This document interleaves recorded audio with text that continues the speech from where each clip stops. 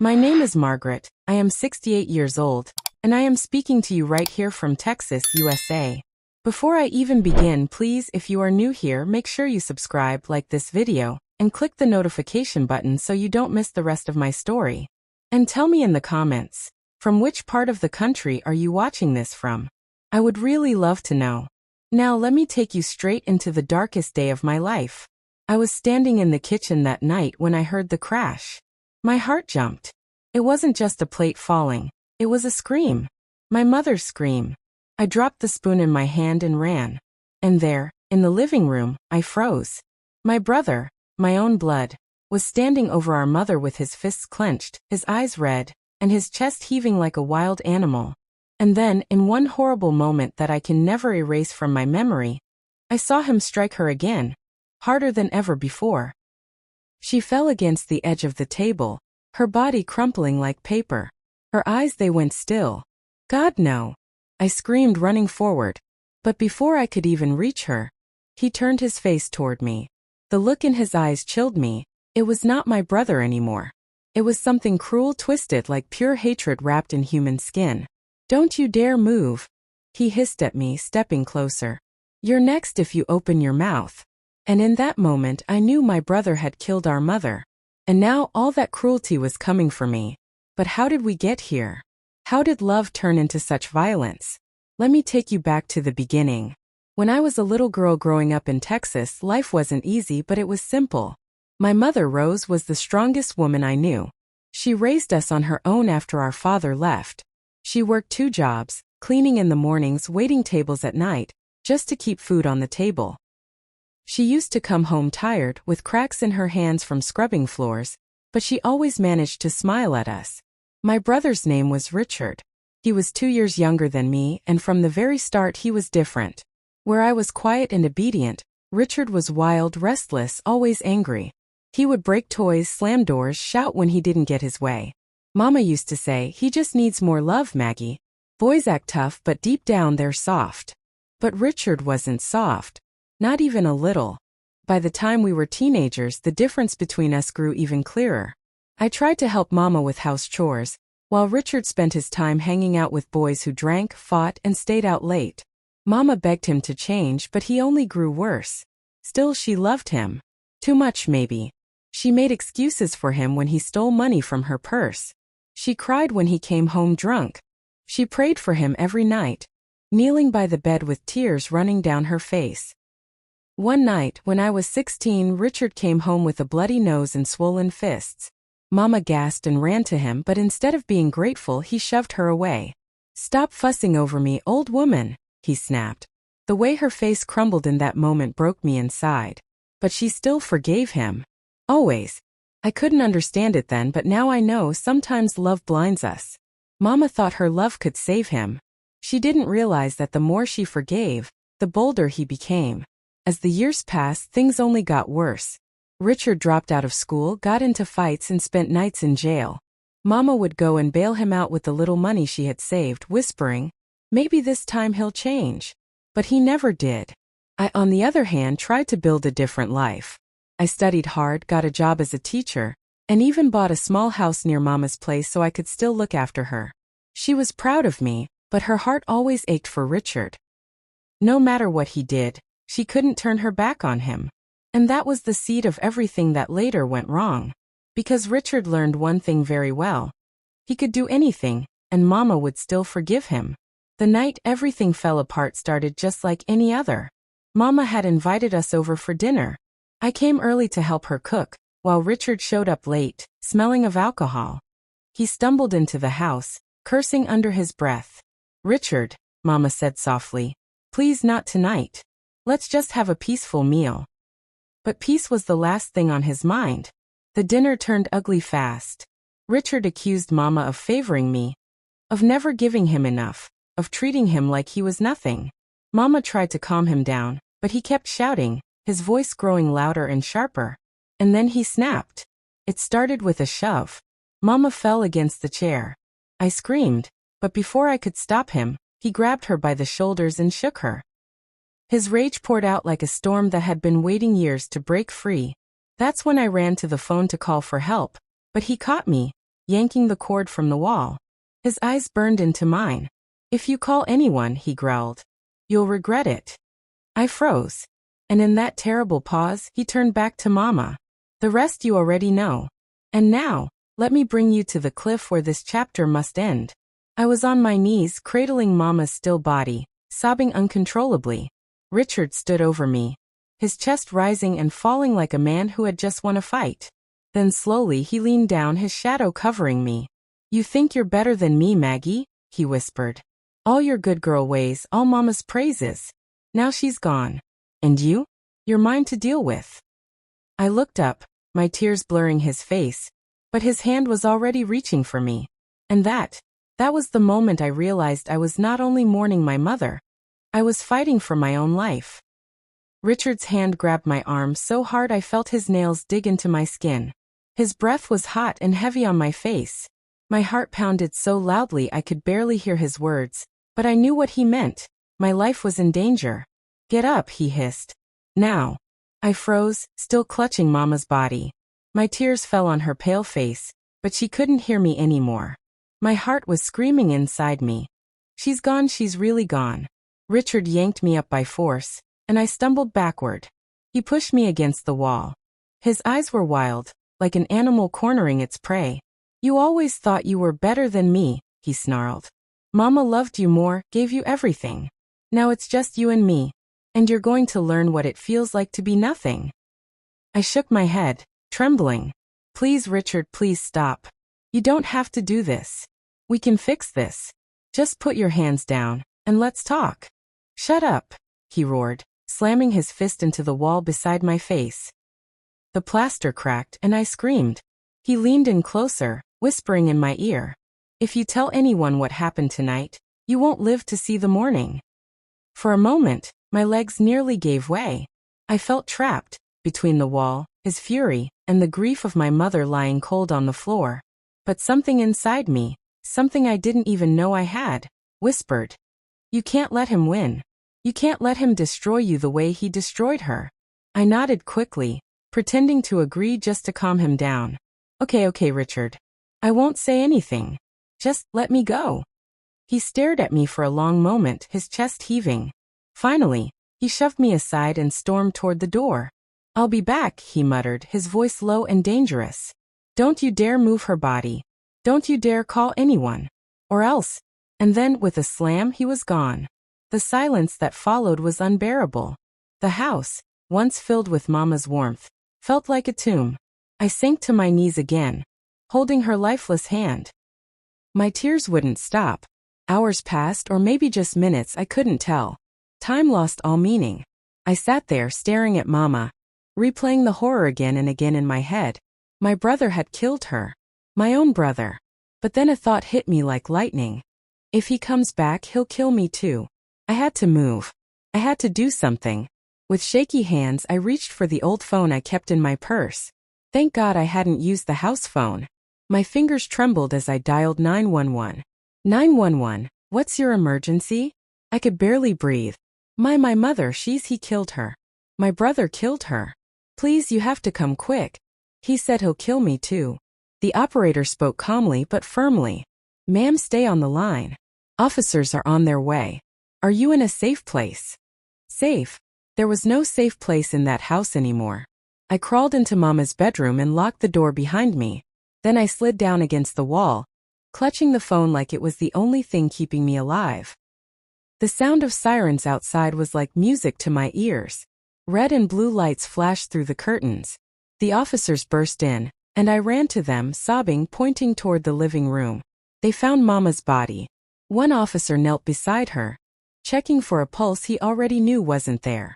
Another gently guided me away. Ma'am, we're so sorry, he said softly. You're safe now. Where's your brother? He left, I stammered. But he said he would come back. That was the beginning of a nightmare that would stretch on far longer than I could imagine. Richard didn't come back that night, but he didn't disappear either. The police searched for him, but he had always been slippery. He knew how to hide, how to vanish into the shadows. Days turned into weeks, and every night I locked my doors, terrified he would return. I buried Mama in a small cemetery just outside town. I stood there alone, with no family left but the very man who had taken her away from me. The preacher's words blurred through my tears, but one sentence stayed with me. Sometimes the ones we love the most are the ones who hurt us the deepest. I knew it was true. Life after Mama's death was not life at all, it was survival. I couldn't sleep, couldn't eat. I jumped at every sound. I saw Richard's shadow in every corner. And then he made sure I never forgot he was still out there. The first time it happened, I thought I was imagining things. A knock on my window at midnight. When I opened the curtain, no one was there. Just the wind. But the next morning, I found muddy footprints leading up to the porch.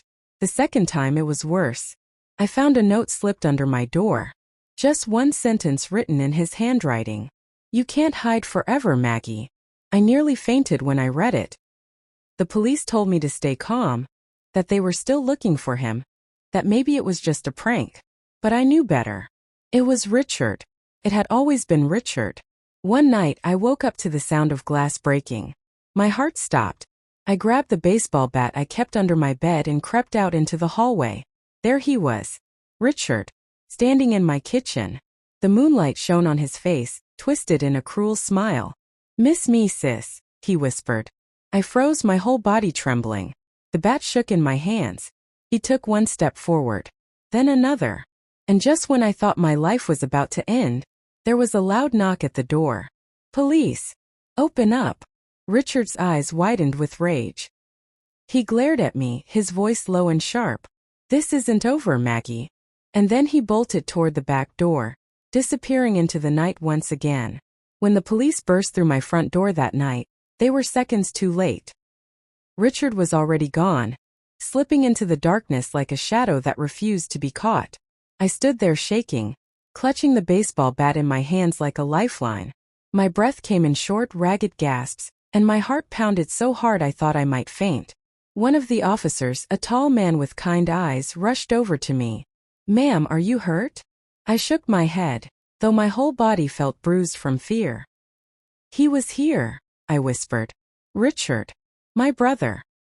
He was in my house." The officer glanced at the shattered glass on the kitchen floor. He exchanged a grim look with his partner. "We'll put out another alert," he promised. "We'll find him." But in my heart I already knew. Richard didn't want to be found, and somehow he always managed to stay one step ahead. The days that followed felt like living in a prison of fear. I locked every window, every door, and even stacked chairs against the front entrance at night. I barely slept. Every creak of the floor, every howl of the wind, made me think he was back again. I tried to go to work to act normal, but my students noticed the way my hands trembled when I picked up the chalk. Parents whispered in the hallway, saying how sorry they were for me, how terrible it was what happened. I nodded politely, but inside I was crumbling. The only thing that kept me going was Mama's memory. I would sit at her old rocking chair in the evenings, clutching the quilt she made me, whispering, "I'll be strong, Mama. I won't let him take me too." But then the letters started coming. The first one was slipped under my door. No envelope, just a single piece of paper. "I see you, Maggie. You can't escape me." My knees gave out when I read it. The second letter came a week later, tucked into my car windshield at the grocery store. "You look lonely. Maybe I should keep you company." I stopped going out after that. I ordered groceries delivered, I canceled church visits, I shut myself inside like a prisoner. The police told me to stay calm, that maybe the letters weren't from him, but deep down I knew. Only Richard could write words that made my blood turn cold like that. One night, I was sitting in the dark, rocking back and forth in Mama's chair, when my phone buzzed. I picked it up with shaky hands. It was a message from an unknown number, but I didn't need to guess who it was. "Do you remember the way Mama used to sing you to sleep?" "I do. She loved you more. And now she's gone. Soon you will be too." The phone slipped from my hands. My whole body shook uncontrollably. He wasn't just taunting me. He was letting me know he was close. Watching. Listening. I tried to fight back the fear. I reported everything to the police. I begged them to catch him. But every time they thought they had a lead, Richard vanished. It was like he could smell when they were near.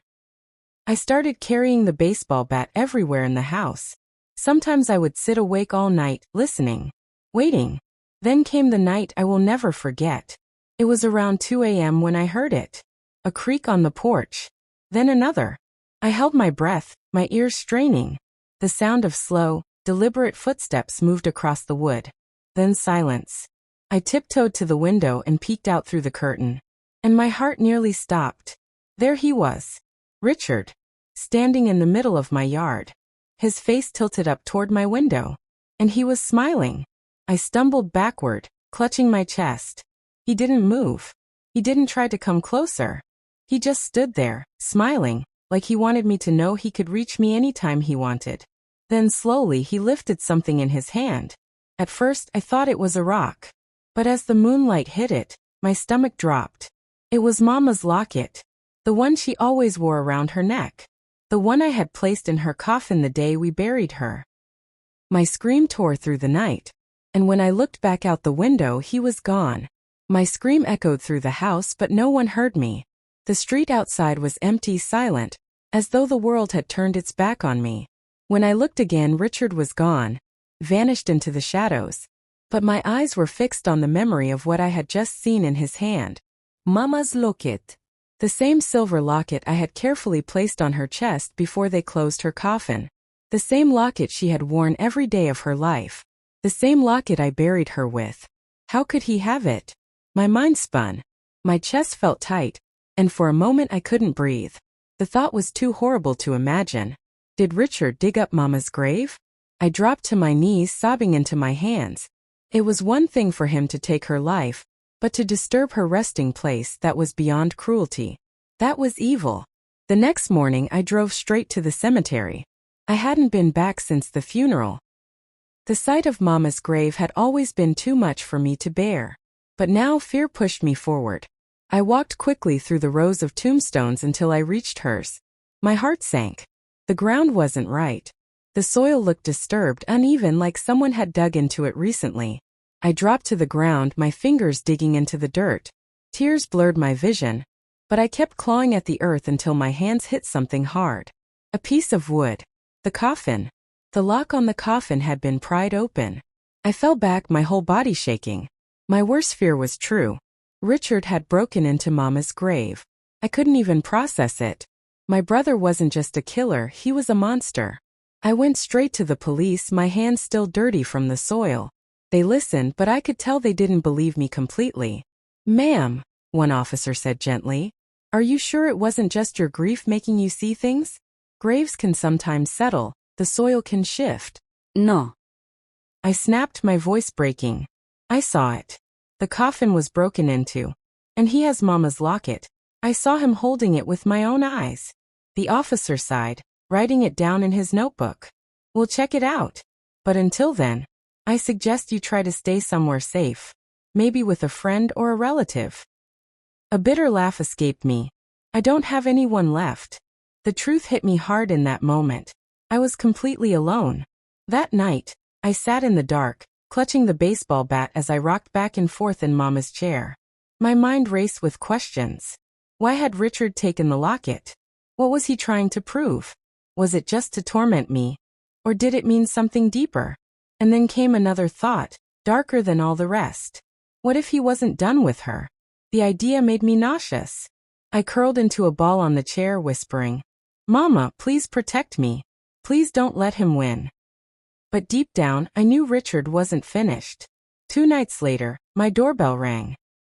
It was past midnight. I froze, clutching the bat. The bell rang again. Slowly, I crept to the door and peered through the peephole. No one was there. My hand shook as I reached for the lock. Part of me screamed not to open it, but curiosity pulled me forward. I opened the door just a crack. And there on the porch sat a small wooden box. No note. No sound. Just the box. I bent down slowly, my heart pounding. My hands trembled as I lifted the lid. Inside was something that made my blood run cold. It was a piece of Mama's quilt. The very same quilt I thought had been buried with her. I dropped the box, screaming. The fabric fell onto the porch, stained with dirt. Richard wasn't just haunting me. He was sending me pieces of Mama, one by one. The quilt slipped from my hands and landed on the porch. the dirt clinging to it like a stain that could never be washed away. I staggered backward into the house, my chest heaving, my mind spinning. Mama's quilt. The same quilt she used to tuck me in with when I was a child. The same quilt I had carefully folded and placed in her coffin. Richard had dug it up. He had touched it. He had sent it to me. My stomach turned, and I rushed to the sink, vomiting until there was nothing left inside me. My body shook violently, not just from fear but from the sheer violation of it all. He wasn't just trying to scare me. He was tearing at the very pieces of Mama's memory. I called the police again. They came, examined the box, and took the quilt as evidence. But I could see it in their faces. They thought I was just a grieving old woman losing her mind. One officer even muttered, "Could be a prank. Kids messing around." A prank? I snapped, my voice rising. Do kids dig up graves? Do kids stalk women in the middle of the night? Do kids send pieces of the dead back to their families? The officer looked away, embarrassed, but I knew the truth. They didn't believe me. They didn't understand the darkness of Richard's soul. For the next few days I couldn't sleep. I kept staring out the window, waiting for another sign of him. I kept the lights off at night, hoping maybe he would think I wasn't home. But the silence didn't last long. 3 nights later I heard the thud on my porch. My chest tightened instantly. I crept to the window and looked out. Another box. I wanted to run, to pretend it wasn't there. But fear mixed with curiosity dragged me forward. My hand shook as I lifted the lid. Inside was a photograph. It was an old picture of me and Mama, taken when I was about 10. We were sitting on the porch swing, Mama's arm around me, both of us smiling. But something was wrong. My face in the picture had been scratched out. Completely gone. And on the back, written in Richard's messy handwriting, were the words, "Mama's gone. You're next." My legs buckled and I collapsed right there on the porch, clutching the photo to my chest. Tears blurred my vision, but rage boiled beneath them. How much longer could I let him control me like this? How much longer could I live in fear? I knew then I had to fight back. The next morning, I went into Mama's room. Her Bible was still on the nightstand, worn and underlined with her favorite verses. Tucked inside it was something I had forgotten about, her little silver cross necklace. I held it tight in my palm. "Mama," I whispered, "give me strength, because I can't do this alone." I made a decision that day. If the police couldn't stop Richard, then I had to find a way to stop him myself. I installed cameras around the house. I set traps on the porch, bells tied to the door, broken glass hidden near the back window. I even started sleeping with the baseball bat at my side. For the first time since Mama's death, I wasn't just waiting for him. I was preparing for him. But nothing could have prepared me for the next box. It came a week later. I found it waiting by the back door this time. My breath caught in my throat as I bent down and opened it. Inside wasn't a quilt or a photo. It was a lock of hair. Mama's hair. The gray strands were tied together with a piece of string, laid carefully inside the box like some twisted trophy. My scream tore through the air, raw and broken. My knees hit the ground as I clutched the box. My whole body shook with grief and rage. And then, beneath the hair, I saw something else. A note. It read, "If you don't join her soon, maybe I'll come for one of your students instead." My blood turned to ice. He wasn't just after me anymore. He was threatening innocent lives. I knew then, I couldn't stay quiet any longer.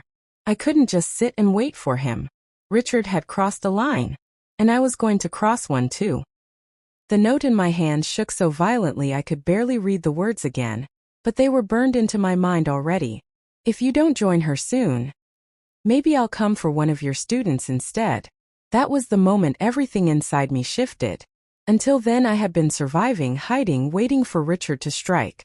But now he wasn't just threatening me, he was threatening innocent children. My children. I dropped the box, my heart pounding so hard it felt like it would burst out of my chest. My tears stopped, replaced by something else. Anger. I clenched Mama's cross necklace in my fist so tightly it cut into my palm. "No more," I whispered. "You won't hurt them, Richard. You won't hurt anyone again." For the first time since Mama's death, I felt something stronger than fear. I felt resolve. The next morning I went to the police again. clutching the note like a piece of burning coal. "He's threatening children now," I told them. "If you don't catch him, innocent lives will be at risk." The officer nodded, but his tired eyes told me he still doubted. They had searched for Richard for months with no success. To them, he was just another runaway criminal. To me, he was a shadow breathing down my neck every night. If they couldn't stop him, then I had to. That evening, I began to plan. First, I bought new locks for every door and window. Then I set up more cameras, hidden in corners Richard wouldn't notice. I even borrowed a neighbor's dog, a big German shepherd named Duke, to stay with me. If Richard tried to get in again, he'd have more than just me to deal with. But I knew locks and cameras wouldn't be enough. I needed a trap. Mama always used to say, "The devil always falls into the pit he digs for others." That saying stuck in my head as I worked. I cleared out the basement, leaving the door slightly cracked and the light on inside. To anyone breaking in, it would look like I had carelessly forgotten to shut it. But at the bottom of the steps, I lined the floor with shards of broken glass hidden under an old rug. If Richard tried to chase me down there, he'd regret it. I also rigged the back door. A heavy iron pan balanced on the edge of a shelf above it, tied loosely with string. One hard push on that door and the pan would swing down fast and hard. It wasn't perfect. It wasn't even safe. But it was all I had. And deep down I prayed it would be enough. The waiting was the hardest part. Every night I sat in Mama's rocking chair, the baseball bat across my lap, Duke lying at my feet, growling softly at every noise outside. Days turned into nights, and nights into endless hours of fear. But then it happened. It was just past midnight when Duke's ears shot up. His low growl rumbled through the room, his body tense. I held my breath. Then I heard it. The soft crunch of footsteps on gravel. I gripped the bat tighter. The footsteps came closer, slow and steady, like someone who wasn't in a hurry, like someone who knew they belonged there. Duke barked loud and sharp. And then bang. The back door flew open. The iron pan swung down hard, crashing into something with a sickening thud. A man's grunt of pain filled the air. My heart leapt. Had I caught him? I jumped to my feet, the bat raised high. Duke lunged toward the kitchen, barking furiously. But when I rounded the corner, my blood froze. The man lying on the floor, groaning in pain, wasn't Richard. It was Officer Daniels, the kind-eyed policeman who had promised me they were keeping watch. He clutched his head, blood seeping between his fingers. His radio lay broken beside him. What are you doing here?" I gasped. He looked up at me through pained eyes. "We got a tip. Richard was coming tonight. I came to check on you." Before I could even respond, Duke barked again, louder this time, more frantic. And that's when I saw it. Through the broken glass of the kitchen window, a shadow moved. Tall, lean, familiar. Richard. He was watching me. And this time he wasn't smiling. Richard's face at the window was like a nightmare come to life. His eyes locked onto mine, and for a moment, time froze. No glass separated us, just thin air and hatred. He didn't smile this time. His jaw was clenched, his face twisted, his eyes full of something darker than rage. My breath caught in my throat. My hands tightened around the baseball bat until my knuckles went white. Duke barked furiously, his teeth bared, straining toward the window as if he could rip Richard apart. "Stay back," I screamed, though my voice shook with terror. Richard lifted his hand slowly, pressing Mama's silver locket against the glass. He let it dangle by the chain, swaying it back and forth like a cruel pendulum. "Still keeping her close, Maggie?" he taunted, his voice muffled by the glass but clear enough to send chills racing down my spine. "Well, tonight you'll join her." Then his fist slammed against the window. Once. Twice. A spiderweb of cracks spread across the glass. Duke lunged, barking wildly. "Get away!" I shouted, raising the bat. "Leave us alone." But Richard didn't listen. He never did. With one final blow, the window shattered. Glass rained onto the floor as Richard climbed through, his boots crunching against the shards. Duke leapt at him, sinking his teeth into Richard's arm. Richard let out a roar of pain, swinging wildly to shake the dog off. I took the chance. With every ounce of strength in my body, I swung the bat. The crack of wood against bone echoed through the kitchen. Richard stumbled back, cursing, blood dripping from his forehead where I had struck him. But he didn't fall. He straightened slowly, his eyes burning with fury. "You're going to pay for that," he growled. Behind me, Officer Daniels groaned, still clutching his bleeding head. He tried to reach for his broken radio. "Run. Maggie," he whispered. "Get out." I couldn't leave him. I couldn't leave Duke. But Richard was already moving again, stepping closer, wiping blood from his face like it was nothing. "Always Mama's favorite," he sneered. "Always the good one. But now it's just you and me, sis. And you can't hide behind her anymore." He lunged. I swung the bat again, but this time he caught it mid-air. His grip was iron, twisting the bat out of my hands. With a sharp yank, he threw it across the room. "Mine now," he said with a smirk. My heart sank. My one weapon gone. Duke growled and lunged again, but Richard kicked him hard, sending him yelping across the room. My scream tore from my throat as I rushed to the dog's side, tears burning in my eyes. That's when Richard's shadow loomed over me. "You think you can fight me?" he whispered. "You think you can stop me?" His hand reached down, grabbing me by the hair, yanking me upward. I cried out in pain as he dragged me toward the basement door. And that's when it hit me. The trap. The basement. If I could just get him down there. I forced my body to go limp, pretending to give up. He sneered, pulling me toward the open basement door. "Say goodbye, Maggie."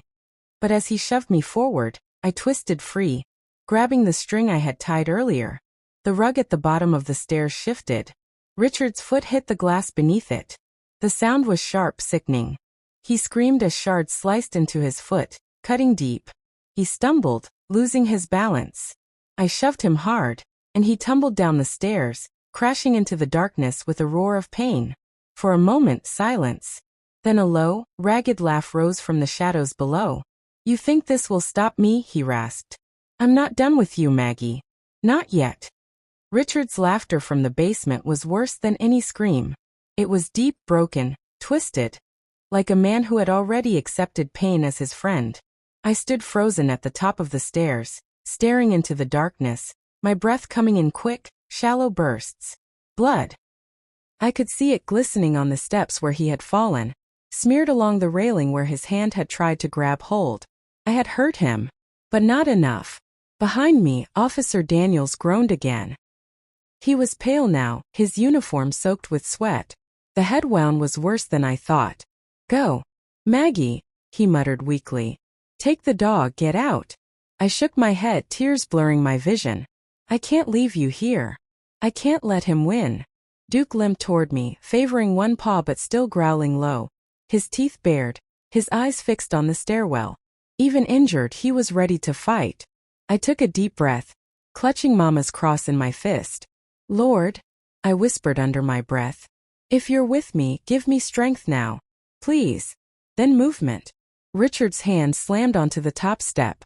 His fingers curled over the edge, nails digging into the wood as he dragged himself upward. Step by step, like some wounded beast, he climbed back into the light. His face was slick with sweat and blood, his eyes burning brighter than ever. His foot left wet, red stains with every step. But he was smiling. "You always were stubborn," he rasped. "Mama thought that made you strong. But me." He grinned wider, his teeth streaked with blood. "I think it makes you stupid." Panic surged through me. The bat was gone. My trap had failed to stop him completely. Think, Maggie. Think. My eyes darted around the kitchen. The broken radio. The shards of glass. The iron pan. None of it would hold him back for long. Then my gaze landed on the knife block on the counter. My heart hammered as I darted toward it. Richard's eyes followed me instantly. "Ah," he hissed. "Now we're talking." I grabbed the largest knife and spun around, my hands trembling but firm enough to hold the blade straight. "Stay back," I warned, my voice low, steady despite the fear crawling up my throat.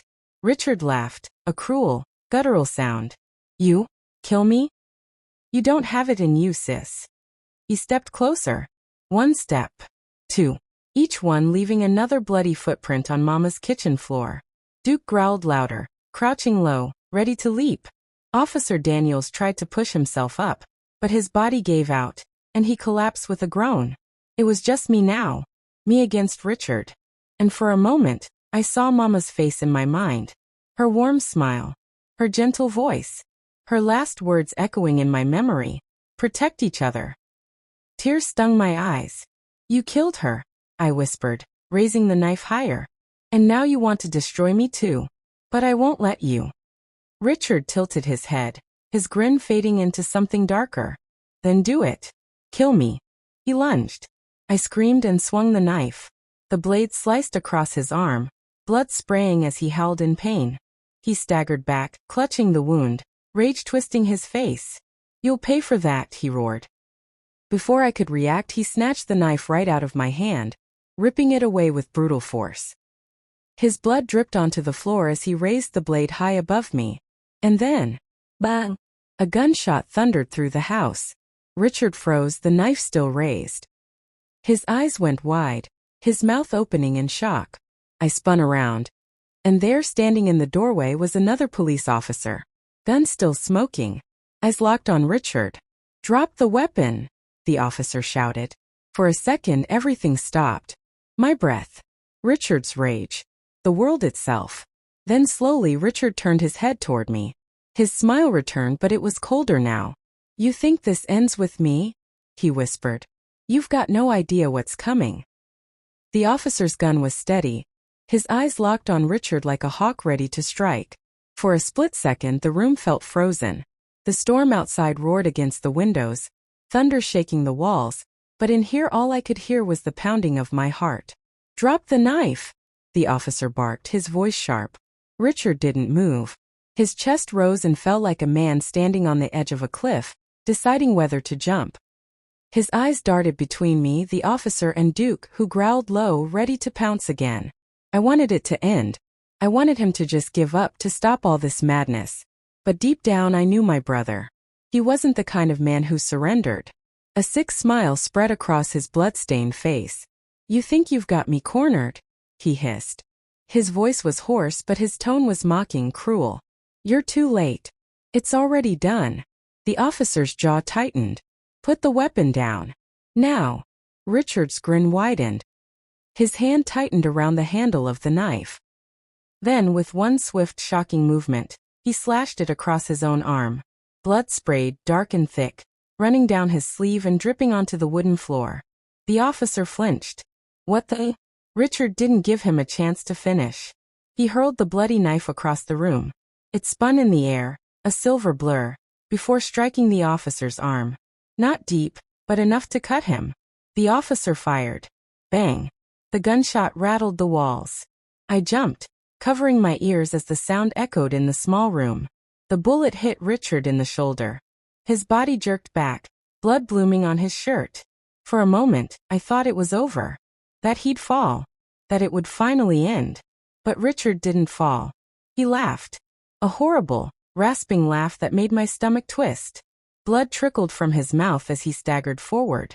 You'll have to do better than that, he spat. Then with a roar he lunged. The officer fired again, but Richard slammed into him with the force of a wild animal. They crashed against the wall, the gun flying out of the officer's hands and skidding across the floor. No, I screamed, panic ripping through me. Duke charged, his claws scratching against the floor as he leapt onto Richard's leg. His jaws clamped down hard, tearing into flesh. Richard bellowed in pain but didn't let go of the officer. His hands were wrapped around the man's throat now, squeezing, his knuckles white. The officer's face turned red, then purple.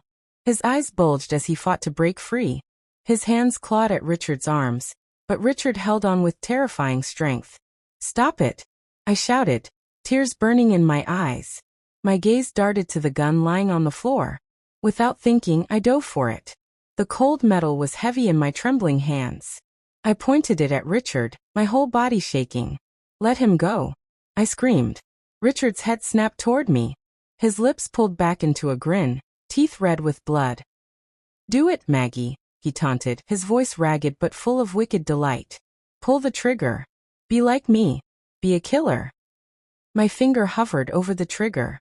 My breath came fast and shallow. I couldn't think straight. My brother, the boy I once played with in the yard, was now a monster in front of me, Could I really pull the trigger? Could I really kill him? Behind him, the officer's gasps grew weaker. His hands flailed less. Duke still fought, his growls echoing in the room, but Richard's grip didn't loosen. If I didn't act, the officer would die. Images flashed in my mind. Mama's lifeless body, the way Richard had smiled that night, the years of fear that followed. My childhood stolen. My heart scarred. A hot tear rolled down my cheek. I tightened my grip on the gun. Goodbye, Richard, I whispered. I pulled the trigger. Bang! The recoil jolted through me. For a moment, the room filled with smoke and sound. But just as the shot rang out, the lights flickered. Then went out completely. Darkness swallowed everything. The storm outside still raged, but inside it was pitch black. I couldn't see Richard. I couldn't see the officer. I couldn't see Duke. My heart hammered in my chest. I held the gun out, my arms trembling, my eyes straining in the dark. I heard Richard roar. A sound so close it made the hairs on my neck stand up. I heard the officer gasp, coughing, trying to catch his breath. I heard Duke bark furiously, claws scratching as he lunged somewhere in the darkness. Then silence. A heavy, suffocating silence. Richard. I whispered, my voice shaking. Nothing. I swallowed hard, my hands slick with sweat. My breath sounded too loud. Then out of nowhere I felt it, a warmth against my ear. And a whisper. You missed. My blood ran cold. The words crawled into my ear like a venomous snake. You missed. I froze, every muscle in my body locking tight. The storm outside crashed against the house, the wind screaming through the cracks, but inside it was him. His breath. His presence. My brother's darkness pressing in on me. I spun around wildly, the gun clutched in both hands, my eyes straining to pierce the pitch-black room. But I saw nothing. Just shadows. Where are you? I whispered. My voice cracked. A low chuckle answered. It came from the left, then from the right, then behind me. Every hair on my body stood on end. Duke barked sharply, a desperate, protective sound, before he launched himself into the darkness. I heard a crash, the sound of bodies colliding, a grunt of pain, a yelp, then silence again. Duke! I cried out, terror slicing through me. My faithful dog. My only friend left in this nightmare. But no answer came. My heart hammered. I inched forward, gun raised, sweat dripping down my face. My shoes slid in something wet on the floor, blood. Richard's? The officer's? Duke's? Mine? I didn't know anymore. Then a whisper again. Closer this time. You can't win, Maggie. You were always weak. Mama spoiled you, but I saw the truth. You were nothing without her. Something brushed against my shoulder. Cold fingers. I screamed and fired. Bang. The gunshot lit up the room for a split second, and I saw him. His face. Blood dripping down his cheek, his eyes wide and wild, teeth bared in a twisted grin. The bullet missed, shattering the cabinet behind him. Then darkness again. And laughter. Low. Chilling. I stumbled backward, my hand gripping Mama's necklace around my neck like it was my only anchor. I whispered a prayer I barely remembered, Mama's voice echoing in my memory. God's light will always find you in the dark. But the dark was winning. Richard's footsteps circled me. Slow. Taunting. You think you're different from me? He sneered. You've got their pity, their sympathy. But inside, you've got the same hunger. I saw it in your eyes tonight when you pulled that trigger. No. Y whisperat. My voice shook, but my heart steadied. I'm nothing like you. Oh, you will be. Suddenly, a flash of lightning illuminated the room again. For a single moment, everything was visible. The overturned chair, the broken glass, the officer lying half-conscious near the wall, and Richard. He was right in front of me, knife raised high. I didn't think. I didn't breathe. I fired. Bang! The bullet tore into his chest. His body jerked backward, the knife slipping from his hand. He collapsed onto the table, smashing it into pieces before crashing to the floor. The storm roared louder. The officer groaned, clutching his throat. Duke whimpered softly, then dragged himself toward me, his body trembling but alive.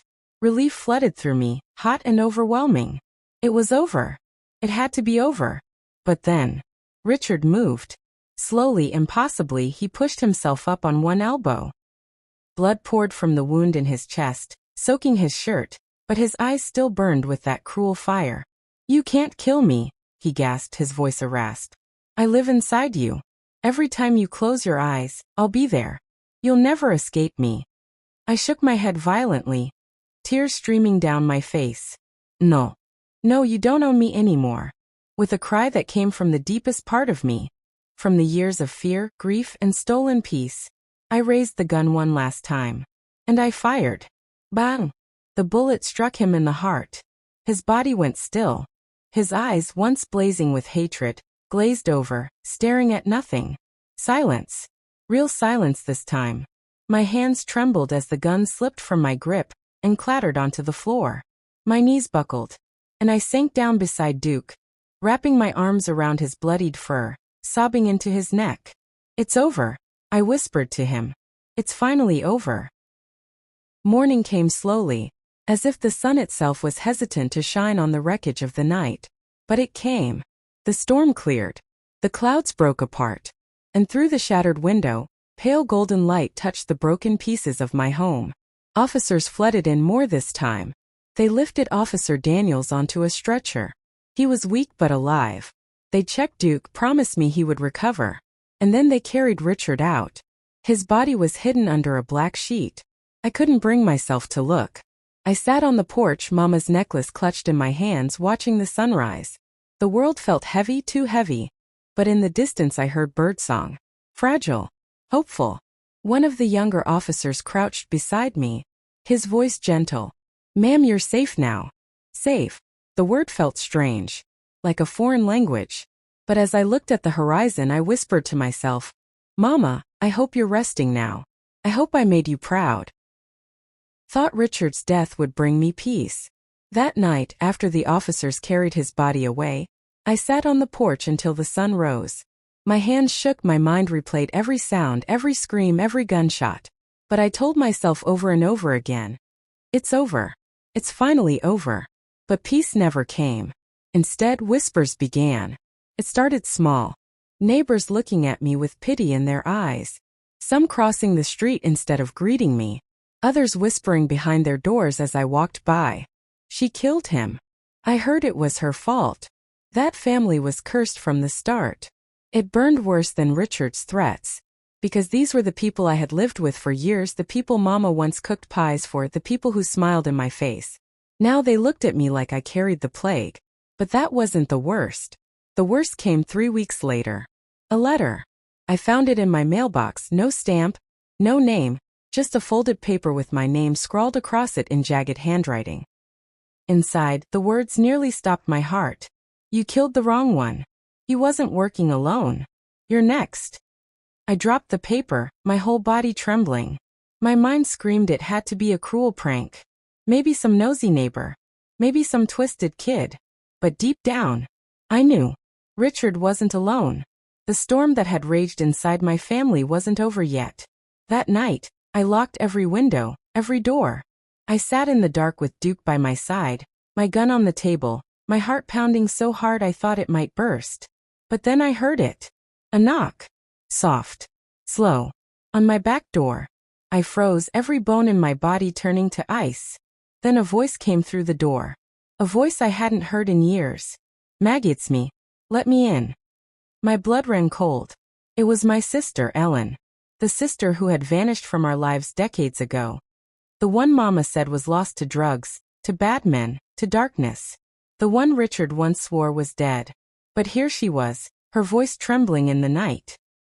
"Maggie," she whispered again, softer now. "We need to talk. About Richard. About Mama. About everything you don't know." My hand shook on the doorknob, because in that moment I realized my nightmare had only just begun. I stood frozen by the door, my heart racing so fast it hurt. Duke growled low beside me, his body stiff, ears pointed toward the sound. "Maggie." Ellen's voice came again, thin and shaky. "Please, it's me. Open the door." I pressed my hand against the wood, but I didn't turn the knob. "No," I whispered, my throat dry. "You're supposed to be dead." Silence. Then a soft laugh. "That's what Richard wanted you to believe." Her words hit me like a stone to the chest. I slid the chain lock into place and cracked the door just an inch. The porch light flickered, casting Ellen's face into half-shadow. She looked worn down, her skin pale, her hair tangled, her eyes hollow as if they'd seen too much. It was her. Older, broken, but her. I opened the door wider, and Duke barked sharply, standing between us. Ellen stepped in, glancing around the kitchen nervously, as if she expected someone else to appear from the shadows. She gripped my arm, her hands ice cold. "You're not safe," she whispered. "Richard was just the beginning." I pulled my arm back. "What are you talking about?" "He's dead. I shot him. It's over." Ellen shook her head slowly, tears filling her eyes. "No, Makye. Richard wasn't the only one Mama raised in darkness. There are others. People he worked with. People who want what Mama left behind." My stomach dropped. Mama left nothing. She died with nothing. Ellen gave me a look I'll never forget. A sad, almost pitying look. "That's what you think." The next morning, the world looked normal again. The sun rose, the birds sang, children rode bikes down the street. For a few hours, Ellen slept in the spare room while I sat on the porch, clutching Mama's cross in my hand, trying to make sense of it all. Had Mama really hidden something from me? Something worth killing for? When Ellen woke, she refused to eat, only sipped water and kept pacing the room. "They'll come here," she said. "They always do. We need to find it before they do." I grabbed her shoulders. "Find what?" She leaned close, her voice trembling. "Mama's ledger." I frowned. Ledger. Ellen Naidid. She kept records. Names, dates, money owed. Deals she made. Mama wasn't just some sweet old woman, Maggie. She was powerful. Dangerous. That's why Richard killed her. He wanted the ledger. But I think Mama gave it to you without you even knowing. The room spun. My knees buckled, and I sat heavily on the chair. Mama. Dangerous? Powerful? My Mama who sang hymns while folding laundry? No. Iwisparat. You're lying. Mama wasn't like that. Ellen's eyes hardened. That's what you want to believe. But Maggie, ask yourself, why did Richard really kill her? Why did he come after you? It wasn't just cruelty. He was after something. Before I could answer, Duke growled again, his fur bristling. 3 loud bangs rattled the front door. Knock, knock, knock. Ellen's face went pale. "They found us," she whispered. The sound of those 3 knocks echoed through the house like thunder. Duke snarled and lunged toward the door, his teeth bared, a deep growl rumbling from his chest. Ellen grabbed my wrist so tight it hurt. "Don't open it," she hissed. "Whatever you do, don't."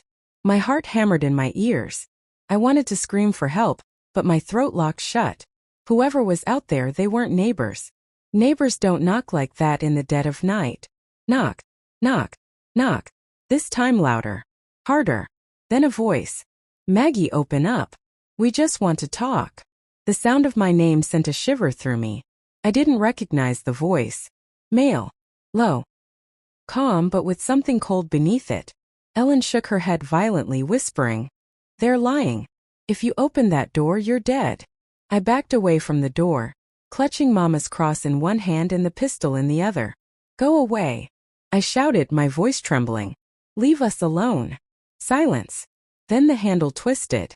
Duke lunged, barking like a beast, hurling himself at the door. Whoever was on the other side stopped. And then softly the man chuckled. "We'll be back. And next time the dog won't save you." Heavy footsteps retreated down the porch. Gravel crunched, a car engine roared to life, and soon they were gone. The house fell silent, but my chest still heaved as if the danger stood right beside me. Ellen pulled me toward the kitchen. "They know. We don't have time. We need to search the house, every corner, every drawer. Mama hid that ledger somewhere close to you. Somewhere you wouldn't think to look." I wanted to collapse, to cry, but instead I followed her. For hours we tore through the house, drawers, cabinets, closets, old boxes in the attic. Nothing. By dawn my body ached and Ellen sat against the wall, her head in her hands. "Maybe it's gone," I whispered. "No," Ellen's voice cracked. "Mama was too smart for that. She left it with you, Maggie." "I know she did. That afternoon exhaustion caught me. I lay on the couch, staring at the ceiling, memories of Mama drifting back. Her voice humming, her hands folding laundry, her lips whispering prayers at the edge of her bed. And then it hit me. The quilt. The old patchwork quilt Mama made when I was 12. The one she always told me to keep safe no matter what. The one I had folded neatly at the bottom of my cedar chest. I shot up and rushed to the chest, yanking the quilt out. My hands shook as I ran my fingers across the seams. Something was stitched inside. Ellen's eyes widened. "Maggie, check it." With trembling hands, I cut a small section open. And there it was. Tucked between the fabric layers, an old leather-bound book, edges frayed, smelling of dust and secrets. Mama's ledger. I opened it and froze. Names. Hundreds of them. Dates. Numbers that looked like money owed. And next to some names, a single word scrawled in Mama's sharp handwriting. Paid. Ellen's voice broke the silence. "This is it. This is what they're after." Before I could respond, Duke leapt to his feet, barking furiously again. And then, a crash of glass shattered through the kitchen window. A man's arm reached in, grabbing for the lock. They were already inside. The sound of breaking glass split the house like a gunshot. Duke went wild, snarling and lunging at the kitchen window. His teeth snapped at the man's arm as it fumbled for the lock. The intruder cursed loudly, pulling back, but another shadow moved behind him. "They're here," Ellen screamed, clutching my arm. I grabbed the pistol from the counter, my hands slick with sweat. My heart thundered so hard I thought it might explode out of my chest. The kitchen door rattled violently. A second later, the lock clicked open. "Back," I shouted, aiming the gun with shaking hands. "Get back or I'll shoot." The door swung wide. Two men stepped inside. Both tall, broad-shouldered, their faces hidden behind dark caps. One carried a crowbar. The other, a knife that glinted under the flickering light. "Easy now, Grandma," the man with the knife sneered. "We don't want trouble. Just hand over the book." My blood ran cold. They knew. Duke lunged, clamping his jaws around the man's leg. The knife wielder screamed, slashing wildly, missing by inches. The man with the crowbar raised it high, ready to bring it down on Duke's skull. "No," I screamed, firing the gun. The shot thundered through the kitchen. The crowbar clattered to the floor. The man dropped, clutching his shoulder, blood soaking through his shirt. The other man shoved Duke off him, his knife flashing toward Ellen. She screamed, stumbling back. "Run!"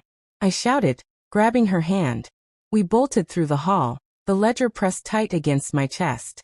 My legs burned, my breath came ragged, but fear pushed me forward. Behind us, heavy footsteps thundered. We burst through the back door, out into the night. The cold air hit my face like a slap, but I didn't stop. We ran across the yard, through the garden, into the woods that bordered the property. Branches tore at my arms. Roots caught at my shoes. Ellen sobbed beside me, struggling to keep up. "Where are we going?" she cried. "Anywhere but here." I gasped. Behind us, voices shouted. Flashlights cut through the trees, bobbing like angry eyes. I clutched the ledger tighter, Mama's words flashing in my mind. "Keep it safe no matter what." But safe where? How? Ellen tripped, falling hard. I yanked her up, but before we could move, a flashlight beam hit us straight in the face. There they are. The sound of boots pounding through the brush grew closer. I raised the pistol again, but my hand shook so badly I could hardly aim. And then, a deafening gunshot split the night. Not mine. Ellen screamed and dropped to the ground, clutching her side. She'd been hit. Ellen's scream tore through the night as she clutched her bleeding side. I dropped beside her, my heart pounding, the ledger still clutched against my chest. "Stay with me, Ellen. Please." I begged, my voice shaking. The men's flashlights cut closer through the woods. Their laughter echoed, cruel and certain. "You can't run, old lady. Hand it over and maybe we'll let you live." Duke growled low, circling us like a soldier ready for battle. His fur bristled, his teeth bared. I looked at Ellen, her face pale, her breath shallow, and then at Mama's ledger. The weight of it felt heavier than ever, like holding a piece of death itself. "Maggie," Ellen whispered, blood on her lips. "Don't let them win." Something inside me snapped. Fear turned into fire. I stood, gripping the pistol in one hand and the ledger in the other. My voice came out strong, louder than I ever thought possible. You want it? Come and take it. I shouted into the dark. The men rushed forward, their beams slicing the woods. One lifted his gun, the other his knife. I fired. The shot rang out, striking the one with the knife. He dropped screaming, clutching his leg. The other cursed and shot back. The bullet ripped through the trees inches from my head. Duke lunged, slamming into him, teeth tearing into his arm. The gun clattered to the ground. I kicked it away, raising my pistol again. Enough! I screamed, my hands shaking but my aim steady. This ends now. The man froze, blood dripping from his arm, Duke's growl rumbling like thunder at his throat. His eyes flicked to the ledger in my hand. You don't understand, he spat. That book, your mother, she was in deep. She owed powerful people. That ledger is a death sentence. For you. For everyone. I stared at him, my chest heaving. For the first time I saw the truth. Mama wasn't just protecting us. She was hiding a dangerous secret. But then Ellen's weak voice cut through the night. Burn it. Maggie. Burn it. My hands trembled. Mama's voice echoed in my memory. Keep it safe no matter what. But maybe keeping it safe didn't mean guarding it. Maybe it meant destroying it so no one could ever use it again. I dropped the pistol into my pocket, pulled out a match from my coat, and struck it. The tiny flame danced in the darkness. The man's eyes widened. No. Don't you dare. With shaking hands, I held the flame to the ledger's pages. They caught instantly, curling black as fire consumed the secrets inside. The man lunged, but Duke knocked him down, snarling, holding him back. I watched as Mama's ledger burned to ash, the smoke curling into the night sky. For the first time, I felt something heavy lift from my chest. The men, defeated and bleeding, staggered back into the woods, cursing as they disappeared. I collapsed beside Ellen, cradling her head. You're going to be okay. I promise. Her eyes fluttered open, weak but alive. You did it. Maggie. Mama would be proud. Tears streamed down my face as I pressed my forehead to hers. For the first time since Mama's death, I felt peace. The sirens came later, neighbors called by the sound of gunfire. Ellen was rushed to the hospital, Duke never leaving her side. The police took the men into custody. And me? I sat on the porch as dawn broke, the sky painted gold, and whispered a prayer. Mama's ledger was gone. Her secrets burned. And though my brother had taken her from me, though he had tried to destroy me too, I realized something. Family isn't always who you're born with. Sometimes, it's who fights beside you in the dark. Viewers, thank you for listening to my story. Broken Heart. My name is Maggie. I'm 78 years old, speaking from Alabama, USA. If you've followed me this far, I want you to know, never let fear control you. Sometimes, destroying the past is the only way to save the future. Please subscribe, like this story, and click the notification bell for more of my real-life stories. And before you go, tell me in the comments, from which part of the country are you watching me? I love hearing from you. Until next time, stay safe, stay strong, and never let anyone take your light away.